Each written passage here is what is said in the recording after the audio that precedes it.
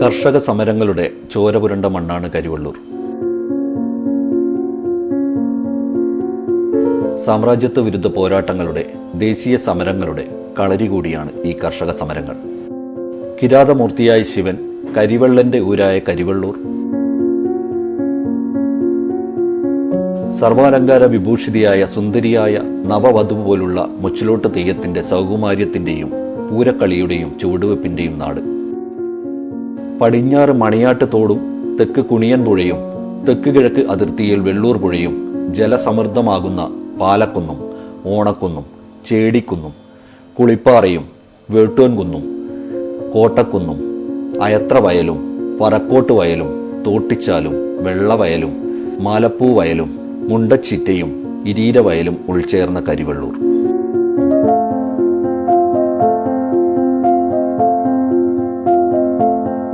ലോകത്തെ എല്ലാ സംസ്കാരവും ഉടലെടുത്തത് കൃഷിയിൽ നിന്നാണ്. പ്രകൃതിയിൽ നിന്ന് മനുഷ്യൻ നേരിട്ട് പഠിച്ചെടുത്തതാണ് കൃഷി. മനുഷ്യൻ ഒരിടത്ത് സ്ഥിരമായി താമസിക്കാൻ തുടങ്ങിയത് കൃഷി ആരംഭിച്ചതോടുകൂടിയാണ്. നമ്മുടെ ജീവിതത്തിന് ആവശ്യമായതെല്ലാം നാം നിറവേറ്റിയിരുന്നത് കൃഷിയിലൂടെയായിരുന്നു. കൃഷി നമുക്ക് ഉപജീവന മാർഗം മാത്രമായിരുന്നില്ല, സംസ്കാരവുമായിരുന്നു. നമ്മുടെ പ്രധാന ആഘോഷങ്ങളും നാടൻ കലാരൂപങ്ങളുമെല്ലാം കൃഷിയുമായി ബന്ധപ്പെട്ടതാണ്. കായികാധ്വാനത്തിലൂടെ ആരോഗ്യവും ആനന്ദവും കൃഷിയിൽ നിന്ന് അവർ അനുഭവിച്ചു. വിളവെടുപ്പ് നാടിന്റെ ഉത്സവം തന്നെയായിരുന്നു.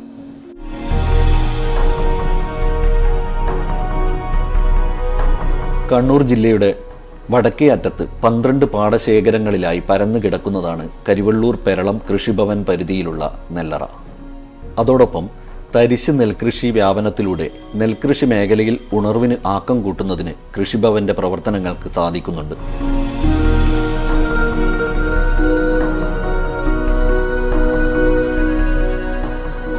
കരിവള്ളൂർ പെരളം ഗ്രാമപഞ്ചായത്തിൽ 2-ാം വാർഡിൽ ചെറുമൂലയിൽ താമസിക്കുന്ന ഒരു പാരമ്പര്യ കർഷക കുടുംബത്തിലെ അംഗമാണ് ശ്രീ ഈശ്വരൻ നമ്പൂതിരി.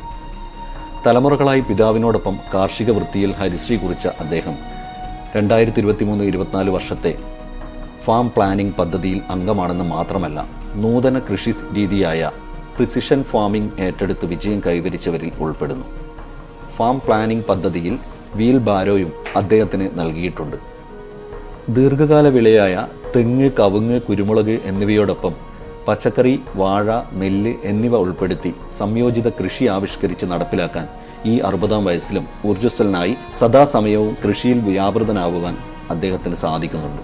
പശുപരിപാലനം കൂടി നടത്തിവരുന്ന അദ്ദേഹത്തിന് സഹധർമ്മിണി ശ്രീമതി സതിയുടെ ഭാഗത്തു നിന്നുണ്ടാവുന്ന എല്ലാ തരത്തിലുമുള്ള പിന്തുണയും കാർഷിക രംഗത്ത് തുടരുന്നതിന് കരുത്തേകുന്നു.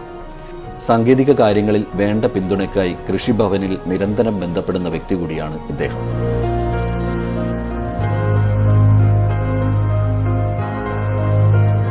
പ്രവാസ ജീവിതത്തിൽ നിന്ന് അവധിയെടുത്തുകൊണ്ട് 2013 മുതൽ കാർഷിക വൃത്തിയിൽ വ്യാപൃതനാണ് ഗ്രാമപഞ്ചായത്തിലെ പുത്തൂർ ഒയോളം സ്വദേശിയായ ശ്രീ പ്രഭാകരൻ പുത്തൂർ. തെങ്ങ്, കവുങ്ങ്, കുരുമുളക്, റബ്ബർ എന്നീ നാണ്യ വിളകളോടൊപ്പം പച്ചക്കറി, വാഴ, പപ്പായ എന്നിവ കൂടി കൃഷി ചെയ്തു വരുന്ന അദ്ദേഹത്തിന് പശുവളർത്തൽ, ബ്രോയിലർ കോഴിയുടെ ഉൽപ്പാദനം എന്നിവ കൂടി മറ്റൊരു വരുമാന മാർഗമാണ്. ഫാം പ്ലാൻ പദ്ധതിയുടെ ഗുണഭോക്താവായ ശ്രീ പ്രഭാകരൻ വാഴ, പച്ചക്കറി എന്നിവയുടെ കൃഷിക്ക് കൃഷിഭവന്റെ നിർദ്ദേശങ്ങൾ കൈക്കൊള്ളാറുണ്ട്. പരമ്പരാഗത കാർഷിക സംസ്കാരത്തിന്റെ പേരും പെരുമയും കാത്ത് പുത്തൂർ വഴുതിന കൃഷിയിൽ സജീവമാണ്. കരിവള്ളൂർ പെരളം ഗ്രാമപഞ്ചായത്തിലെ കർഷകർ കുന്നിൻ ചെരുവുകളിൽ തട്ടുകളായാണ് ഇത് കൃഷി ചെയ്യുന്നത്. പൂർണ്ണമായും മഴയെ ആശ്രയിച്ചാണ് വഴുതിനയുടെ വളർച്ച. 1 ഏക്കറിൽ നിന്ന് 10 ക്വിൻ്റലോളം വഴുതിന ലഭിക്കുമെന്നാണ് കർഷകർ സാക്ഷ്യപ്പെടുത്തുന്നത്. പുത്തൂർ വഴുതിന ഭൗമസൂചിക പദവി ലഭിക്കുന്നതിനുള്ള നടപടികൾ സ്വീകരിക്കേണ്ടതുണ്ട്.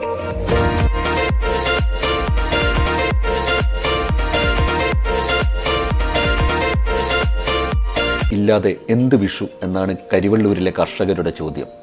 വിഷുപുലരിയിൽ കണി കണ്ടുണരുമ്പോൾ കണ്ണിന് കുളിർമയേകുന്ന കാഴ്ചയാണ് സ്വർണ്ണപ്രഭയിൽ തിളങ്ങി നിൽക്കുന്ന കണിവെള്ളരികൾ. അതുകൊണ്ട് തന്നെ സ്വർണ്ണവർണ്ണത്തിലുള്ള അഴകൊത്ത കണിവെള്ളരികൾക്ക് ഡിമാൻഡും ഏറെയാണ് എന്ന് കർഷകർ ഒന്നടങ്കം പറയുന്നു. കരിവള്ളൂർ AV സ്മാരക ഹയർ സെക്കൻഡറി സ്കൂളിലെ കാർഷിക ക്ലബിൻ്റെ നേതൃത്വത്തിൽ കുട്ടികളിൽ കാർഷിക അവബോധം വളർത്തുന്നതിന് എൻ്റെ കണിവെള്ളരി എന്ന നാമധേയത്തിൽ കുട്ടികൾ വീട്ടുവളപ്പിൽ കൃഷി ചെയ്തു വരുന്നു. കുട്ടികൾ സ്വന്തം വെള്ളരി കണി കണ്ടുകൊണ്ട് വിഷു ആഘോഷിക്കുന്നു. കുണിയനിലെ കൂട്ടംവഴി പാടശേഖരത്തിൽ 55 ഏക്കറിൽ വിത്തുൽപാദന പദ്ധതി നടപ്പിലാക്കി. സംസ്ഥാന വിത്തുൽപാദന കേന്ദ്രം കർഷകർക്ക് സൗജന്യമായി നൽകിയ ഉമാ വിത്താണ് മാതൃവിത്തായി കൃഷിക്ക് ഉപയോഗിച്ചത്. പദ്ധതിയിലൂടെ പാടശേഖരം തരിശുരഹിതമാക്കാൻ സാധിച്ചു.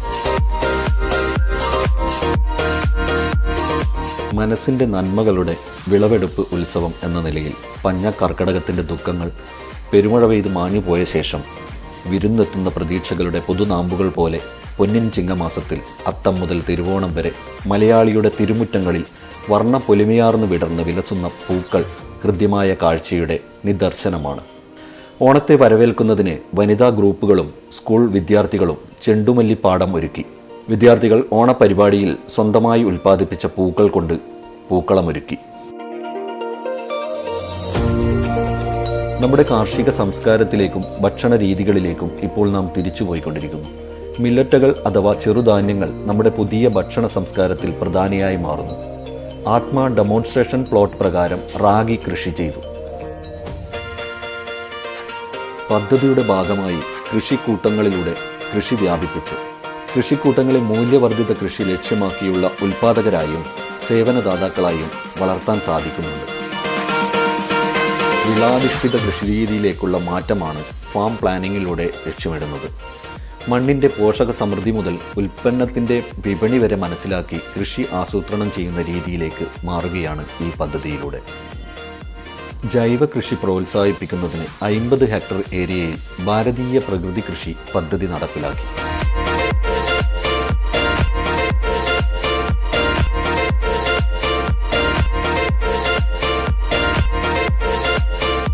PKP പദ്ധതിയുടെ CRP ആണ് കുഞ്ഞപ്പേട്ടൻ. പ്രവാസ ജീവിതത്തിന് ശേഷം മുഴുനീള കർഷകനായി മാറി. പച്ചക്കറി, നെല്ല്, പശുകൃഷി ചെയ്തു വരുന്ന സമ്മിശ്ര കർഷകനാണ് അദ്ദേഹം. ഭൂമി എത്ര ലഭ്യമാണെങ്കിലും ചെയ്യാനാളില്ലെങ്കിൽ കൃഷി സാധ്യമാകില്ല. ഉയർന്ന വിദ്യാഭ്യാസ ലബ്ധിയും തുടർന്ന് കായിക അധ്വാനമുള്ള തൊഴിലുകളോടുള്ള താല്പര്യക്കുറവും കേരളീയരുടെ പ്രൗഢഗംഭീരമായിരുന്ന കാർഷിക മേഖലയ്ക്ക് മങ്ങലേൽപ്പിച്ചു. കൃഷി ലാഭകരമല്ലെന്ന ചിന്തയും മലയാള മനസ്സിനെ കൃഷിയിൽ നിന്ന് അകറ്റി. ബാഹ്യ സൗന്ദര്യത്തിനും സുഖലോലുപതയ്ക്കും വേണ്ടി ലക്ഷങ്ങൾ മുടക്കുന്ന മലയാളികൾ പക്ഷേ സുരക്ഷിത ഭക്ഷണത്തോട് മുഖം തിരിഞ്ഞു നിൽക്കുന്നു.